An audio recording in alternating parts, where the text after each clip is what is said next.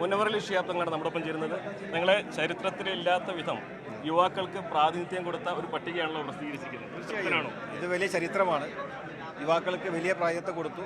കാരണം യുവാക്കൾ ഇന്ന് എല്ലാ മേഖലയും നിയന്ത്രിച്ചുകൊണ്ടിരിക്കുകയാണ്. അപ്പോൾ യുവാക്കളുടെ ഈ ഒരു സാന്നിധ്യം ഒരു പുതു തലമുറയോട് സംസാരിക്കാൻ ഈ പുതിയ കാലത്ത് ഇപ്പോൾ പുതുകയ യാത്ര നടത്തിയിട്ടുള്ള പ്രത്യക്ഷത ആ പുതുയുഗത്തിലേക്ക് നമ്മൾ കയറി വരുമ്പോൾ അവിടെ പുതിയ കാഴ്ചപ്പാടുകളുള്ള ആളുകൾ വേഗതയിൽ, കാരണം കേരളം ഒരുപാട് പിന്നോക്കം നിൽക്കുകയാണ്.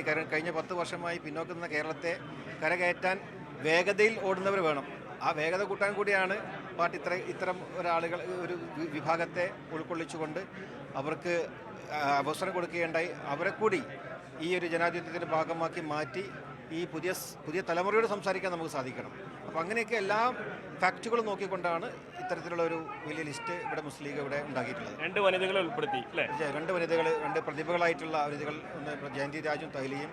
അതുകൂടി യൂത്ത് ലീഗിന് കിട്ടിയിട്ടുള്ള ഒരു അംഗീകാരമാണ് തൈലിയുടെ സ്ഥാനാർത്ഥിത്വം. അവർക്കും ഒരുപാട് കാര്യങ്ങൾ ചെയ്യാൻ സാധിക്കും. ഒരു തലമുറ മാറ്റം എന്ന് പറയാൻ പറ്റുമോ? തീർച്ചയായും തലമുറ ഒരു മാറ്റം തന്നെയാണ്. കാരണം ഇങ്ങനെ മാറുമ്പോഴാണ് മറ്റുള്ള അവസരം വരുന്നതും ആളുകൾ പ്രതീക്ഷ വരുന്നത്. അപ്പോൾ തലമുറ മാറ്റം തന്നെയാണ്. എന്താണ് ഈ കഴിഞ്ഞ തവണത്തേക്കാൾ സീറ്റുകൾ നേടിയ ലീഗ് അധികാരത്തിൽ തിരിച്ചെത്തുന്ന ഒരു സാഹചര്യം തന്നെ ആയിരിക്കുമല്ലോ പ്രതീക്ഷിക്കുന്നത്? തീർച്ചയായും കഴിഞ്ഞ ടൈമിനേക്കാളും എനിക്ക് തോന്നുന്നു ചരിത്രത്തിൽ ഇല്ലാത്ത രീതിയിലുള്ള വിജയം എല്ലാ സീറ്റുകളിലും നമുക്ക് കൈവരിക്കാൻ സാധിക്കും എന്നുള്ളതിനാണ് ഈ ലിസ്റ്റിലൂടെ നമുക്ക് മനസ്സിലാക്കാൻ സാധിച്ചിട്ടുള്ളത്. അതാണ് പ്രധാനപ്പെട്ടത്. ഒരു തലമുറ മാറ്റമാണ്. അതോടൊപ്പം തന്നെ മികച്ച ഒരു സ്ഥാനാർത്ഥികളുടെ പട്ടികയാണ് തയ്യാറാക്കിയിരിക്കുന്നത്. എല്ലായിടത്തും വിജയത്തിൽ കുറഞ്ഞൊന്നും തന്നെ മുസ്ലിം ലീഗ് പ്രതീക്ഷിക്കുന്നില്ല. അഖിലോട്ട് പറക്കൊപ്പം CV അനുമോദ്, ന്യൂസ് 18.